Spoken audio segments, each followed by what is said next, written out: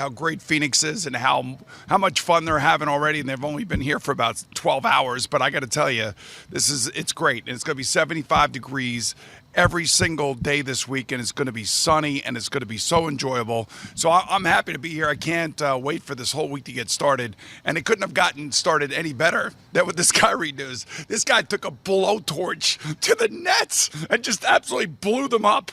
It was awesome when I saw this, and I knew that, from his perspective, I'll say this, I would have probably done the same thing, because the way the Nets were trying to extend him, there's no way he's going to sign a contract like that.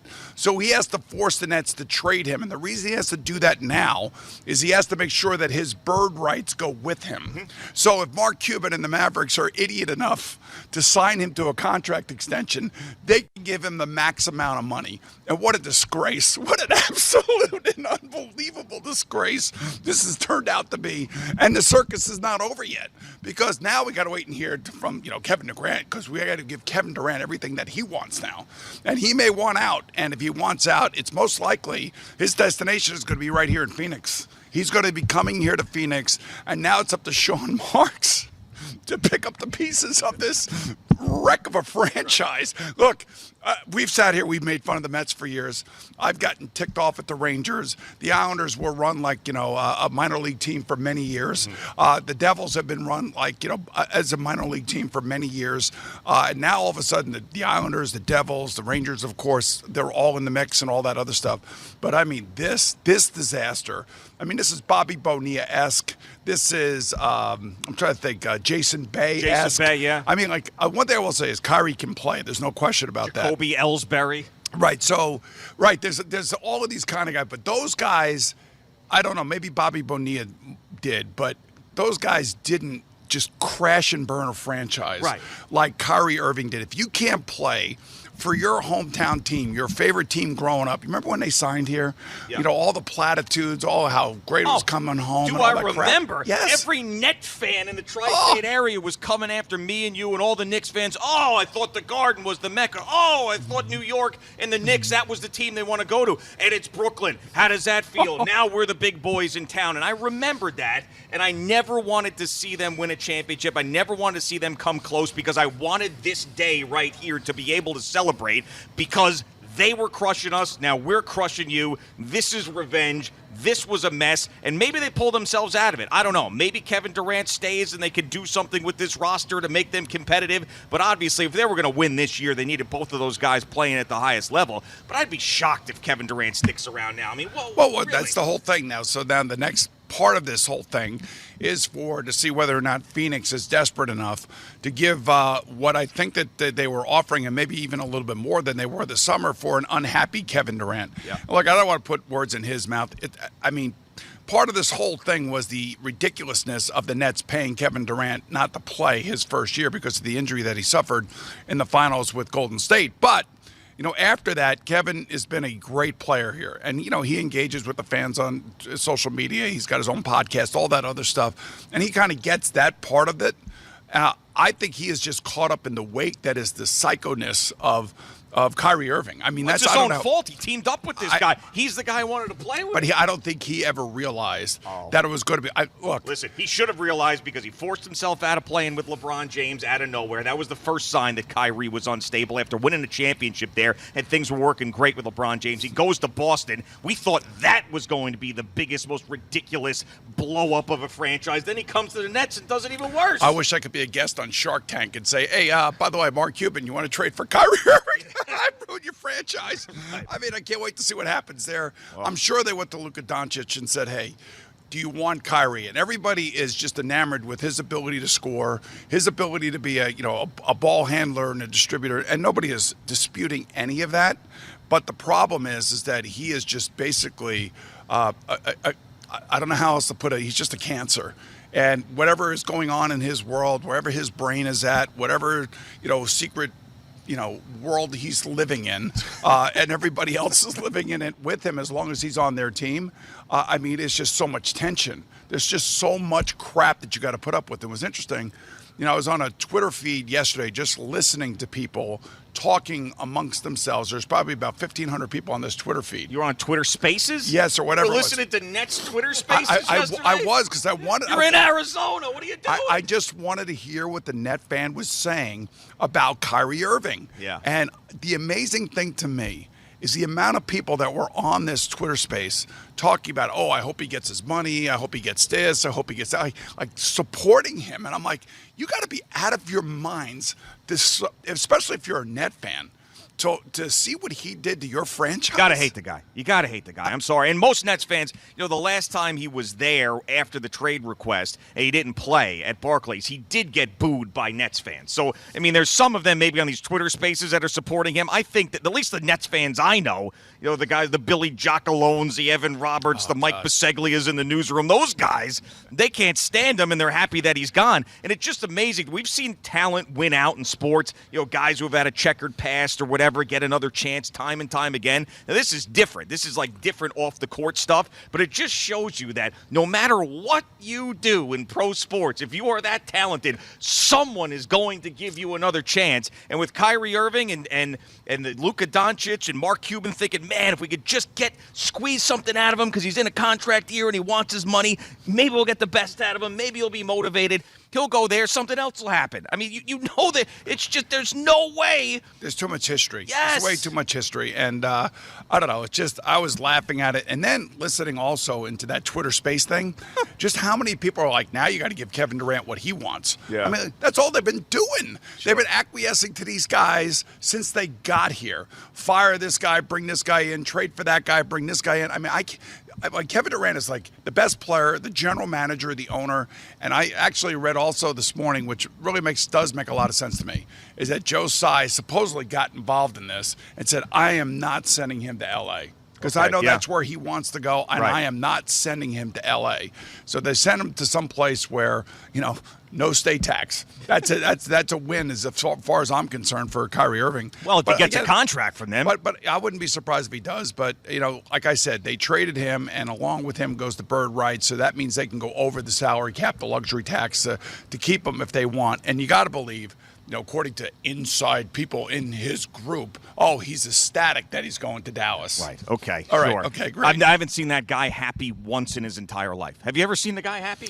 Never seen the guy happy. I honestly, I think it's a mental health issue. Honestly, it's the only thing I can think of because, he's got to be really, really difficult to deal with. And, if you're Kevin Durant, I guess if you're Kevin Durant, you walk in there and say, I want to go to Phoenix. They got great players here. You could probably get a haul back for them, and you could just start over if you're Sean Marks. Or you decide, okay, we're going to keep Kevin Durant because he likes it here. Maybe he does, maybe he doesn't. I'm not sure. And then we'll build around him, and maybe we'll trade a few other pieces. I'm not really sure, but this is really, it's earth-shattering, but it's also not surprising to me because he wasn't going to sign a contract that had all the contingencies within that contract that the Nets were offering. And by the way, I mean, good for the Nets for not caving into him because we thought there for a long time that that's absolutely what they were going to do, that they were going to cater to him because Kevin Durant wanted Kyrie Irving around, and despite his behavior and missed time and everything else that was going on, that the Nets were going to say, hey, we have to keep him because those two guys are our only path to a championship, and they put their foot down. Listen, the whole anti-Semitism thing, this 8-game suspension and everything else, I mean, that's it. That's enough. All right. It's after everything that had gone on, you figured, okay, this is going to be fine. He's going to play great. He's going to really play hard. He's in the last year of his contract. And for the most part, I could say that was the case. But once this whole anti-Semitism and this link to this movie came out, I mean, how could you keep him in Brooklyn of all places? Well, how could you pay him too? That's the other thing. Yes. I mean, it's one thing to keep him there because you're trying to do something, win a championship. He goes through all his training and everything else, and maybe he's focused. And then you could tell that all he cared about was that long-term deal before the season ended. And at that point, we're not giving it to you. Why would you even give him a deal, even prior to the movie? The Twitter retweeted the movie and all this other stuff. Even before that, why would you even give him that? Sure. And then on top of that comes, and now you're like Joe Tsai and you're Sean Marks, and like, this is ridiculous, man. with all the reports of him holding practices when Steve Nash was the coach, and then they get Steve Nash fired and Jacques Vaughn takes over. I felt so bad for Jacques Vaughn the other night when they sat him down against the Wizards, and he had a bad calf. Sure. Yep. A little bad calf. Well, they didn't want him to get hurt because they knew they were going to trade him at that point. But, and then having to answer all these questions. And he's just a coach who loves his job, busts his ass, shows up every day. Yeah. Seems like everybody respects him and likes him and wants to play for him. And then he's got to answer these asinine questions about his asinine player. Yeah. That basically blowtorched this whole organization. So, I'm happy for Jacques Vaughn in the sense that, I don't care if they win or lose. Just I think he wins out because he now at least gets that out of there.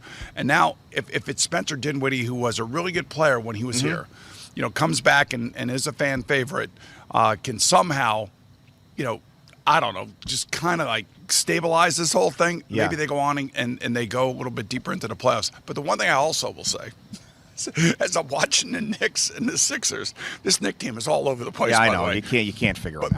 But it's frustrating and fun at the same time. Sure, it is. And at this point, as far as a Knicks fan perspective with the Nets, I don't hate the Nets nearly as much this morning as I did prior to Kyrie Irving's trade. Well, we still got a couple of days before the trade deadline, so we'll see what happens here. But for the Knicks and for the Mavericks, they could have kept Jalen Brunson. Yeah. And instead, now they blew up their team. Well, that's a big part of why they made this deal, because they couldn't hang on to Jalen Brunson. Right. They needed another guy who was going to facilitate. But I don't understand how they couldn't have kept Jalen Brunson as opposed to trading Dinwiddie and I mean, because they didn't think he was going to be. They knew how good he was, but I don't think they thought it was going to be like this. And they went to a certain point with the money, and they were like, "We're going to be fine. We have Luka Doncic." I mean, I think that was probably the thought process. But we'll see. I mean, you got pairing these two superstars together, and we've seen in the NBA, prior to this disaster with the Nets, a lot of these times it works out. If you go back to Garnett going with the Lakers with Davis and LeBron. Well, but they did win that championship. No, that's the bubble championship. But they still won it. That's not a championship. That did work. They still won it. That's still in the rafters. They didn't really even play. It's still in the rafters. Remember, it's part of the example. Kyrie didn't show up for the bubble either. Right, he did not show up for the bubble. But you go back to Pierce, Garnett, Allen. That would ended up working. No, it didn't work. What are you talking about? That one didn't work. Yes, it did. How did it work? They won a championship. One, and then what? Then how long did they go without winning again? What are you talking about? And then, if you win the Knicks, I've never in my life seen them win a championship. I saw them come close. You're telling me that one championship isn't it working? Of course it is. I understand that if you're a Jet fan, maybe if you're a Met fan or whatever, we haven't won a championship in a while, you're all down with that. But the Nets and Billy King went all in. They went all in. No, I'm talking about the Celtics. Oh, the Not Celtics. That one. Yeah, when the Celtics did it. Oh, I'm not talking about them. I'm talking about the Nets now. The Nets. No, I'm just. The point was that going through all these times in NBA history when superstars teamed up, those like guys that, were young back then. Right, exactly, and it ended up working for the Miami Heat with LeBron and young guys. Chris Bosh, young. Right, exactly. LeBron, young. Dwayne Wade, young. And it tends, but this one here is the greatest example of failure, Kevin Durant and Kyrie Irving, of all time. But it's not Kevin Durant's fault. Yes, it is. No, he tied himself to that. No, part of it is it's like buying a bad car and going, I can't believe that this thing broke down again. Have you ever been to a bingo hall where all the numbers are floating around in a bowl? Or you could even say like a lottery. Oh, yeah, sure. Or when they do the lottery for the NBA playoff. Right, yeah. Right? That's Kyrie's brain. That's what's going on. And Kyrie's brain basically is all over the place. Mm-hmm. And the team is all over the place. If one of your most important players is your most unreliable player, then you have no chance of winning. And I will say that they really ruined their opportunity because they both are in the middle of their prime, and they're going to overpay Kyrie. Somebody's going to overpay Kyrie. Somebody's going to. We got to see how this works, though. Yeah, but somebody's going to overpay him. And the other thing too, if you're Mark Cuban, you make this trade, don't you have to sign him? No. You don't feel like you have to sign him? No, I don't, because I have no. I need to see, just like the Nets needed to see. Now I don't know. Mark Cuban might be nuts and do what that the unthinkable in my eyes and give him a contract now. Like he might just to keep him, but he can't. You have to see how this works out. I mean, he's so volatile. So if they go deep into the playoffs and he's focused, but even then I would be worried about giving him a long-term contract because then once he gets his money, what are you getting next year? That's exactly right. You can't, and that's why the Nets finally learned their lesson. Yeah. We're not going to give you guaranteed money without some sort of protection for our team. And the fact that you're going to blow up the team. And he did it. It finally all came to a screeching halt. That was awesome. And I have to say, yeah, I'm right there with you. It was awesome. It was like one of the. Well, you know what I felt like? I felt like we predicted something 4 years ago. Yeah. And it came true. Exactly. This is a win. This is a win for us. We've had some losses along the way. The Giants season was one of those. Yes. This Kyrie Irving, Kevin Durant thing was a big victory for us. What a mess. All right, Boomer and Gio on the Fan and CBS Sports Network.